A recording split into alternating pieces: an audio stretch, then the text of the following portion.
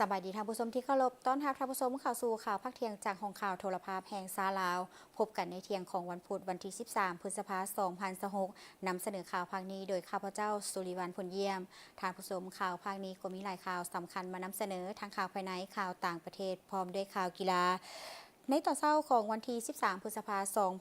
2026ที่คณะโฆษณาโฮมศูนย์กลางพรรคได้จัดกล่องประชุมประกอบคำเห็นต่อห่างรายงานการเมืองห่างแผนพัฒนาเวียกงานโฆษณาโฮมห่างบทสำรวจการนำพารวมและทาบทามบุคลากรที่จะสมัครเข้าเป็นคณะบริหารงานคณะโฆษณาโฮมศูนย์กลางพรรคสมัยที่ 6 รอบที่ 2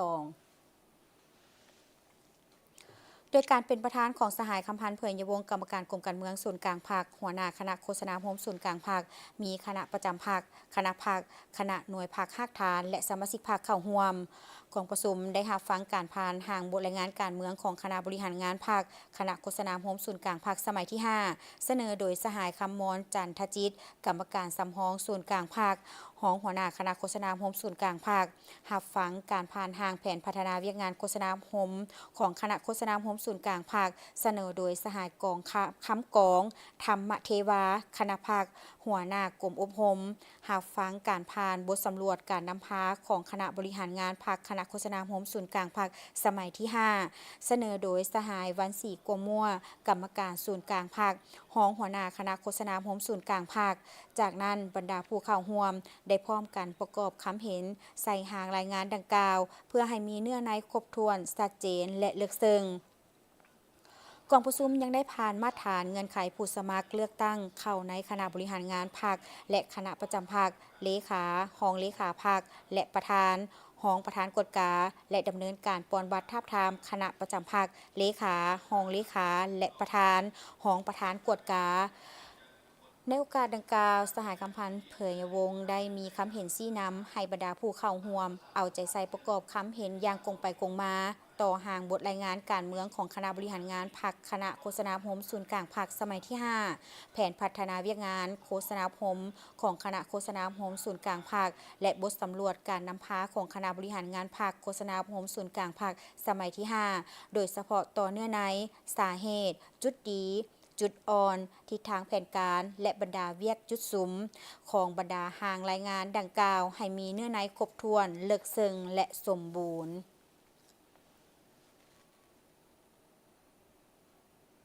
ในวันที่ 12 พฤษภาคม 2026 ที่ผ่านมา สหายเพชรพรหมพิพัฒน์กรรมการกรมการเมืองศูนย์กลางพรรคคณะเลขาธิการศูนย์กลางพรรคหัวหน้าห้องว่าการศูนย์กลางพรรคได้ให้เกียรติต้อนรับการเข้าเยี่ยมคำนับของสหายนางเหลิมทิเฟืองแทงกรรมการศูนย์กลางพรรครัฐมนตรีกระทรวงวัฒนธรรมกีฬาและท่องเที่ยวของสาธารณรัฐสังคมนิยมเวียดนามพร้อมด้วยคณะในโอกาสเดินทางมาเยี่ยมยามและเคลื่อนไหวเฮ็ดเวียกอยู่สาธารณรัฐประชาธิปไตยประชาชนลาวในระหว่างวันที่ 12-13 พฤษภาคม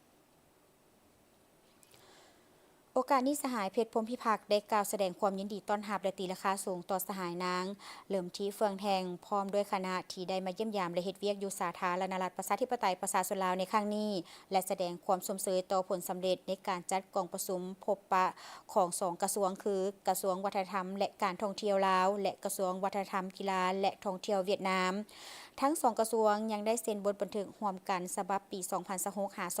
2030 พร้อมตีราคาสูงต่อการพัวพันร่วมมือรอบด้านในเวียกงานต่างๆ ระหว่างกระทรวงวัฒนธรรมกีฬาและท่องเที่ยวเวียดนามและห้องว่าการศูนย์กลางพรรคในระยะผ่านมาโดยเฉพาะการพัวพันร่วมมือในการสร้างสวนสาธารณมิตรภาพลาวเวียดนามที่ดงมะคายนครหลวงเวียงจันทน์และอื่นๆซึ่งเป็นนิมิตหมายอันสำคัญในการเสริมสร้างสายพัวพันมิตรภาพอันยิ่งใหญ่ความสามัคคีพิเศษการร่วมมือรอบด้านยุทธศาสตร์ระหว่าง2ภาค2รัฐระหว่างประชาชน2ชาติลาวเวียดนามลาวให้นับมือแน่นแฟ้นยิ่งขึ้นสหายนางเหลิมทีเฟืองแทงได้กล่าวแสดงความขอบใจต่อสหายเพชรพรหมพิพัฒน์ที่ได้ให้การต้อนรับอย่างอบอุ่นและได้แสดงความย่องยอสมเสยต่อสหายที่ได้รับตำแหน่งใหม่เป็นกรรมการกรมการเมืองศูนย์กลางพรรคเมื่อบ่ดลมานี้พร้อมรายงานจุดประสงค์ในการมาเยี่ยมยามและเฮ็ดเวียกในครั้งนี้ให้ทราบเติมอีก กองประชุมเวียกงานคุ้มครองทรัพยากรธรรมชาติที่เป็นยาซึ่งได้จัดขึ้นในวันที่ 12 พฤษภาคม 2026 ที่ผ่านมาที่กระทรวงสาธารณสุขภายใต้การเป็นประธานของดร.ไพวันแก้วประเสริฐรองรัฐมนตรีกระทรวงสาธารณสุขพร้อมด้วยต่างหน้าจากกระทรวงและข้าราชการที่เกี่ยวข้องเข้าร่วม ดร.ไพวันแก้วประเสริฐได้กล่าวว่าการอนุรักษ์พืชที่เป็นยารวมทั้งการปกป้องอนุรักษ์ภูมิปัญญาการยาและการแพทย์พื้นเมืองแม้นได้ถือกำหนดเข้าในนโยบายของกระทรวงสาธารณสุขเป็นต้นนโยบายแห่งชาติด้านยานโยบายส่งเสริมการนำยาพื้นเมืองการแพทย์พื้นเมืองสมทบกับการแพทย์ทันสมัยเข้าในตารางบริการสาธารณสุขของลาวได้กำหนดเวียกดังกล่าวเข้าในแผนยุทธศาสตร์เวียกงานการยาพื้นเมืองฉบับที่1หับฮ้องปี 2011 และฉบับปรับปรุงหับฮ้องในท้ายปี 2025 และแผนพัฒนาสาธารณสุขในแต่ละสมัยก็ได้กำหนดเวียกงานดังกล่าวสาธารณรัฐประชาธิปไตยประชาชนลาวเป็นประเทศหนึ่งที่มีทรัพยากรธรรมชาติที่มีความหลากหลายในนั้นคาดว่ามีหลายกว่า 2,000 ชนิดพืชที่เป็นยาได้มียุทธศาสตร์แห่งชาติด้านการแพทย์การยาพื้นเมืองปี 2025-2030 ซึ่งได้ปรับปรุงและพัฒนาให้สอดคล้องกับแผนพัฒนาเศรษฐกิจสังคมยุทธศาสตร์ปฏิรูปสาธารณสุขเวียกงานการอนุรักษ์ทรัพยากรที่เป็นยาเป็นเวียกงานหนึ่งที่มีความท้าทายหลายเนื่องจากพืชดังกล่าวมีอยู่ในป่าธรรมชาติเป็นส่วนใหญ่และในปัจจุบันได้มีการขุดค้นและเก็บเกี่ยวพืชที่เป็นยาอย่างหลวงหลายในรูปแบบวัตถุดิบแอบแฝงในการอนุญาตรูปแบบเครื่องป่าของดงซึ่งยังอาศัยการเก็บจากป่าในธรรมชาติเป็นหลักเพื่อนำใช้ในการปิ่นปัวพื้นเมืองและการค้าทางภายในและส่งออกพืชสมุนไพรหลายชนิดก็มีความต้องการสูงจึงเห็นให้เกิดการขุดค้นเกิดความสามารถในการฟื้นตัวของธรรมชาติโดยยังมีลักษณะการขุดค้นหากเปลือกหรือถอนทางต้นรวมทั้งการถากถางจูดป่าซึ่งส่งผลให้พืชหลายชนิดลดจำนวนลงและเสี่ยงต่อการสูญพันธุ์นอกจากนั้นการขาดระบบควบคุมที่ดีกลไกการอนุญาตการประสานงานที่มีช่องว่างการปลูกทดแทนหรือข้อมูลวิชาการยังเป็นข้อที่จำกัดสำคัญต่อการนำไส้พืชที่เป็นยาอย่างยืนยงเพื่อแก้ไขสภาพการดังกล่าวภาครัฐได้มีความพยายามในการปกป้องคุ้มครองและอนุรักษ์ทรัพยากรพืชที่เป็นยาโดยผ่านการวางนโยบายกฎหมายและมาตรการคุ้มครองป่าและชีวนานาพันธุ์และออกคำสั่งเพื่อควบคุมการขุดค้นและการฆ่าพืชที่เป็นยาเพื่อรับประกันการนำไส้ที่มีความยืนยงพร้อมเดียวกันนั้นยังได้ส่งเสริมให้มีการสำรวจและสร้างฐานข้อมูลพืชที่เป็นยาของลาวการสร้างเขตและส่วนอนุรักษ์รวมทั้งสร้างสวนพืชที่เป็นยาและส่งเสริมการปลูกทดแทนในชุมชนส่งเสริมการสร้างโรงงานผลิตภายในเพื่อลดการพึ่งพาการเก็บจากป่าธรรมชาติหลายจนเกินไป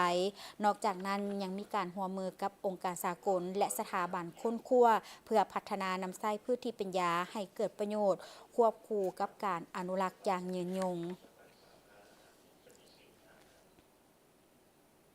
ท่านผู้ชมที่เคารพจากกองประชุมเวียกงานโยธาธิการและขนส่งทั่วประเทศปี 2025-2026 ได้เปิดเผยให้รู้ว่าแผนผังตัวเมืองอยู่ประเทศเฮากว่า 70 ส่วนห้อยแม้นมีอายุเกิน 10 ปี ดังนั้นจึงเฮ็ดให้ตัวเมืองพัฒนาแบบบ่เป็นระบบส่งผลให้การคุ้มครองตัวเมืองมีความยุ่งยากซึ่งตามกฎหมายแล้วต้องมีการประเมินเพื่อดัดแก้ให้แทนเหมาะกับสภาพเศรษฐกิจสังคมในทุกๆ 5 ปีที่หนึ่งเลยเป็นปรับปรุงสนามปริญญาเอกบุญตาออนาวงศ์หัวหน้ากรมเคหะและผังเมืองกระทรวงโยธาธิการและขนส่งได้ขึ้นนำเสนอเกี่ยวกับเวียกงานที่พ้นเด่นของกรมเคหะและผังเมืองต่อกองประชุมเวียกงานโยธาธิการและขนส่งทั่วประเทศในวันที่ 5 พฤษภาคม 2026 ที่หอประชุมแห่งชาติโดยท่านได้รู้ว่าทั่วประเทศมี148ตัวเมืองในนั้นมีผังเมือง139เมืองและแผนผังตัวเมืองกว่า70ส่วนห้อยมีอายุเกิน10ปีซึ่งตามกฎหมายว่าด้วยผังเมืองฉบับปี 2017 มาตรา 39 แผนผังเมืองต้องได้รับการทบทวนและประเมินทุกๆ 5 ปีเพื่อดัดแก้ให้แทนเหมาะกับสภาพเศรษฐกิจสังคมในแต่ละระยะเห็นว่าหลายแขวงยังถือเบาต่อเวียกงานวางแผนผังตัวเมืองซึ่งเป็นบ่อนอิงและหัวใจของการพัฒนาตัวเมืองซึ่งพาให้ตัวเมืองพัฒนาแบบบ่เป็นระบบเฮ็ดให้การคุ้มครองตัวเมืองมีความยุ่งยาก แต่ตามกฎหมายว่าด้วยผังเมืองมาตราที่39ได้กำหนดไว้ว่าแผนผังตัวเมืองต้องได้มีการทบทวนประเมินขึ้นทุกๆ5 ปีเพื่อปรับปรุงเพราะว่าถ้าเอาปรับปรุงมันก็บ่ทันกับการพัฒนาในสภาพเศรษฐกิจสังคมต่างๆนั้นซึ่งใน148ตัวเมืองพวกเราเห็นว่าพวกเรามีแต่139ตัวเมืองที่มีข้อมูลผังเมืองเหลืออันนั้นเกือบ 70% นั้นอายุของผังเมืองนั้นมันเกิน10 ปีมีแต่5 เมือง10 เมืองที่มีอายุ1-5 ปีฉะนั้นเห็นว่าแผนผังตัวเมืองอยู่ในสปปลาวเขาทั้งหมดมันเกิดว่าเก่าแห้งเนาะบ่ทันกับสภาพการพัฒนาความมีความต้องการในปัจจุบันอันนี้ก็เป็นเรื่องอันหนึ่งที่เราจำเป็นต้องได้เร่งเนาะสำหรับการปรับปรุงผังเมืองนี่พวกเราต้องได้ประเมินขึ้นสภาพผังเมืองมีอยู่4ข้อมูลนี้ที่1เป็นประเมินทางด้านเศรษฐกิจสังคมที่2เป็นแผนผังตัวเมืองการรับใช้ที่ดินต่างๆการปลูกสร้างที่3เป็นการจัดตั้งปฏิบัติแผนผังนั่นแหละที่4เป็นการลงทุนใส่โครงหลักพื้นฐานของตัวเมืองมันมีอะไรเนี่ย ในปี 2025-2026 กรมเคหะและผังเมืองได้เป็นเจ้าการประสานสมทบกับภาคส่วนที่เกี่ยวข้องภายในและสากลปฏิบัติหน้าที่คุ้มครองมหาภาคตามภาระบทบาทในเวียกงานพัฒนาตัวเมืองทั่วประเทศเป็นต้นได้ปรับปรุงนิติกรรมการวางแผนผังเมืองและคู่มือการวางแผนผังเมืองคาดคะเนสำเร็จในปี 2026 ญาติแยงการช่วยเหลือสนับสนุนจากคู่ร่วมพัฒนาแผนผังเมืองกับประเทศอื่นๆเนื่องจากผังเมืองเป็นมากหัวใจหลักได้ริเริ่มการจัดตั้งปฏิบัติโครงการคุ้มครองมลพิษและสิ่งเศษเหลือ 2025-2031 ที่ได้รับการสนับสนุนทุนกู้ยืมและช่วยเหลือล่าจากธนาคารโลกมูลค่าทั้งหมด 37.85 ล้านดอลลาร์สหรัฐที่1เลยเป็นปรับปรุงสนามกับจักรขี้เหงื่อซึ่งปัจจุบันนี้ก็เป็นปัญหาเรื่องว่าเข่งงอนในทุกแขวงทุกเมืองนั้นสนามขี้เหงื่อที่พ่อเห็นมันพวกเราลำไส้เนี่ยบ่ถูกลักษณะบ่ถูกเทคนิคหลายแขวงนี่พ่อออกแบบ20 ปี25 ปีแต่ว่า3 ปี 5 ปีนี่ถือว่าเด็กแล้วฉะนั้นบ่แม่นสนามขี้เหงื่อพ่อออกแบบแล้วไปเก็บขี้เหงื่อไปทิ่มล่างในตอนนั้นนี่คือว่าเขาต้องได้บริหารจัดการในเรื่องขี้เหงื่อคัดแยกแล้วได้เก็บเวียนแล้วได้หมุนเวียนคืนแล้วได้โครงการที่2เป็นเรื่องจากว่าเดี๋ยวนี้มีสภาพการเปลี่ยนแปลงดินฟ้าอากาศภัยพิบัติต่างๆนี่การปรับปรุงการคุ้มครองตัวเมืองนี่เราต้องมีความทนทานและนิยมซึ่ง ADB ก็ช่วยเราศึกษาไม่เหมือน2แผงเนาะรวมทั้งท่าอุ่นใส่ซึ่งองค์ประกอบของโครงการพื้นฐานตัวเมืองนี่มันมีหลายอันเนาะบ่แม่นว่ากรมกีฬาทางเมืองสิเบิ่งในเรื่องผู้เกินอย่างเดียวทางเมืองอย่างเดียวซึ่งระยะผ่านมานี่มีคำนวณบริกรรมไซมอเก็ตต้านเจือนเส้นทางในตัวเมืองสนามที่เหงื่อห้องระบายน้ำประปาอื่นที่อยู่ในเมืองรวมทั้งการจอดรถการขนส่งต่างๆก็เป็นเรียกรวมของกันเอง จากการนำเสนอของปริญญาเอกบุญตาอ่อนนาวงศ์หัวหน้ากรมเคหะและผังเมืองกระทรวงโยธาธิการและขนส่งได้ระบุสิ่งท้าทายสำคัญและวิธีแก้ไขที่วางไว้สำหรับเวียกงานเคหะและผังเมืองในระยะปี 2025-2026 คือสิ่งท้าทายที่สำคัญแม่นงบประมาณที่จำกัดจำนวนบุคลากรที่จำกัดและความรู้ความสามารถยังบ่ทันเพียงพอการร่วมมือของประชาชนและภาคเอกชนยังบ่ทันกว้างขวางการสร้างนิติกรรมยังบ่ทันกับสภาพการเปลี่ยนแปลงที่ว่องไวและการบังคับใช้กฎหมายยังบ่ทันเข้มงวดส่วนวิธีแก้ไขที่วางไว้แม้นสร้างกลไกเพื่อเปิดโอกาสให้ภาคเอกชนและประชาชนได้มีส่วนร่วมหลายขึ้นส่งเสริมการหันเป็นทันสมัยการนำใช้ปัญญาประดิษฐ์เข้าในการเฮ็ดเวียกญาติแยงการช่วยเหลือและจัดเลี้ยงบุริมสิทธิ์เวียกอย่างมีจุดสุมส่งเสริมการนำใช้ระบบที่ทันสมัยในการติดตามการจัดตั้งปฏิบัติระเบียบกฎหมาย ท่านผู้ชมสหายทองลีศรีสุริตเลขาคณะบริหารงานศูนย์กลางสาวหนุ่มประชาชนปฏิวัติลาวได้มีคำเห็นต่อกองประชุมใหญ่ผู้แทนแนวลาวสร้างชาติทั่วประเทศครั้งที่ 12 ในหัวข้อการจัดตั้งปฏิบัติเนื้อใน4ห่วมระหว่างแนวลาวสร้างชาติสหพันธ์นักรบเก่าและองค์การจัดตั้งมหาชนของพรรคโดยได้ตีราคาสูงต่อการร่วมมือระหว่างองค์การภาคีที่ได้หันเอาพลังแหงสั่งรวม เข้าในการปรับปรุงรากฐานการเมืองและแก้ไขปรากฏการณ์ย่อท่อในสังคม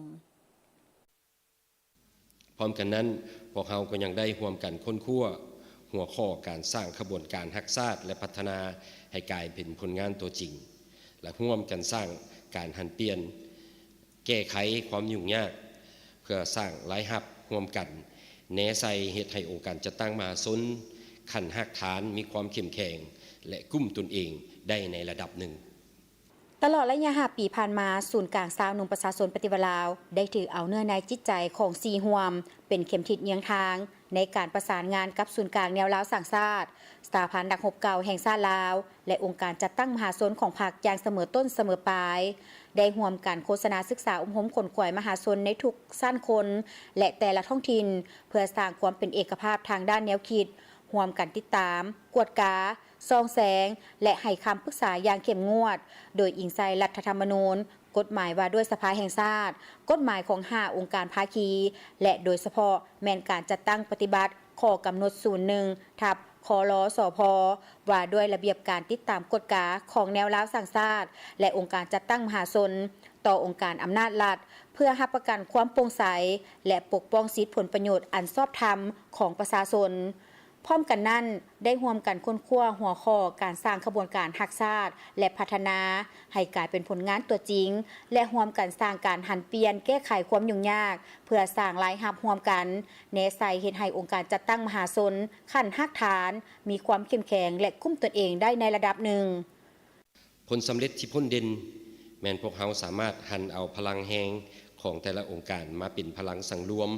ในการปรับปรุงและก่อสร้างรากฐานการเมืองและแก้ไขปรากฏการณ์ย่อท่อในสังคมจากการเคลื่อนไหวตัวจริงพวกเขาเห็นได้ว่าเมื่อใดที่องค์การภาคีมีความเป็นเอกภาพและร่วมกันเคลื่อนไหวเมื่อนั้นความเชื่อมั่นของมหาชนต่อกับแนวทางของพรรคก็ยิ่งได้รับการเพิ่มทวีสร้างให้เกิดความสงบและความสามัคคีที่แน่นแกนจากตัวเมืองสู่ชนบทด้านขบวนการได้ร่วมกันสร้างกิจกรรมที่เป็นรูปธรรมเช่นขบวนการย่างเพื่อสุขภาพขบวนการกีฬาต่างๆการช่วยเหลือสังคมซึ่งได้แสดงให้เห็นถึงพลังความสามัคคีที่เป็นปึกแผ่นได้ร่วมกันลงใกล้ชิดติดแท้กับรากฐานเพื่อศึกษาอบรมกรรมกรวัยหนุ่มเยาวชนและแม่หญิงให้ห่างไกลจากสิ่งเสพติดและปรากฏการณ์ย่อท่อในสื่อสังคมออนไลน์นอกจากนั้นยังได้ร่วมกันสร้างห้องการประสานงาน3องค์การจัดตั้งมหาชนอยู่เขตเศรษฐกิจพิเศษสามเหลี่ยมคำอยู่เมืองต้นเพิ่งแขวงบ่อแก้วและมีแผนที่จะสืบต่อสร้างอยู่บรรดาเขตเศรษฐกิจพิเศษอื่นๆในต่อหน้าบนพื้นฐานความสามัคคีดังกล่าวว่าเฉพาะศูนย์กลางสาวนุ่มประชาชนปฏิวัติลาวได้ยึดมั่นในการพันขยายมติ04กมสพว่าโดยการสร้างเศรษฐกิจเอกราชเป็นเจ้าตนเองให้กลายเป็นขบวนการ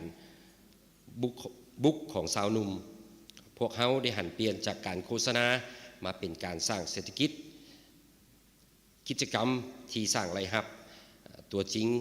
โดยการร่วมมือกับหลายภาคส่วนบ่ว่าจะเป็นทางภาครัฐเอกชนทางภายในและต่างประเทศเพื่อสร้างวิกฤตงานทำให้สาวนุ่มอยู่ภายในประเทศเพื่อแก้ไขปัญหาแรงงานที่เคลื่อนย้ายการแต่งดองก่อนวัยอันควรสุขภาพเจริญพันธุ์การสร้างอาชีพเป็นการประกอบส่วนเฮ็ดให้สาวนุ่มกลายเป็นกำลังแรงในการผลิต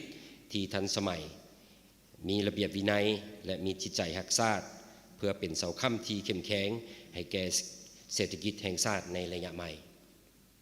เพื่อสืบต่อเสริมขยายมูลเสื้อความสามัคคีและยกสูงบทบาทขององค์การภาคีในต่อหน้าให้มีความเข้มแข็งคือเพิ่มทวีการศึกษาอบรมการเมืองแนวคิดติดพันกับการปลุกระดมการพัฒนาต้องไปเคียงคู่กับการสร้างจิตสำนึก ติดพันกับ4เนื้อใน4คาดหมายขบวนการฮักษาพัฒนา และหันลงสู่ฮักฐาน โดยการโฆษณาปลุกระดมเข้าร่วมทุกขบวนการปกปักรักษา และสร้างสาพัฒนาประเทศชาติหันการสนองแรงงานให้กลายเป็นยุทธศาสตร์การสร้างคน